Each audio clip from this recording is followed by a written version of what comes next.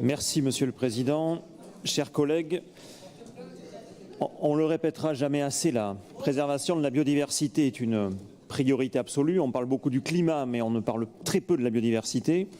Et effectivement, la situation est plus que jamais urgente au regard de la disparition à grande vitesse à laquelle nous assistons. On connaît les causes, qui sont la destruction des écosystèmes et leur pollution.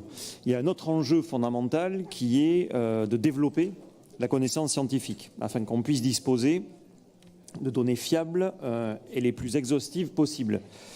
Ces données scientifiques et naturalistes, elles sont indispensables évidemment pour qu'on puisse élaborer, suivre, évaluer les politiques en matière de préservation des écosystèmes ou encore d'aménagement du territoire, comme on peut le faire notamment dans le SRADET.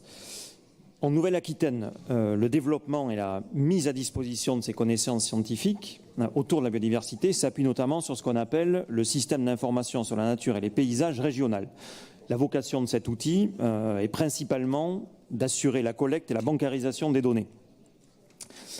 Et aujourd'hui, il y a un protocole national qui permet aux régions de s'associer au pilotage de ce système aux côtés de l'État, donc concrètement aux côtés de la DREAL et de l'Agence française pour la biodiversité. Il y a déjà des dynamiques qui existaient en réalité dans les 3 ex-régions, mais la fusion a nécessité justement de reconfigurer un peu les choses à une nouvelle échelle.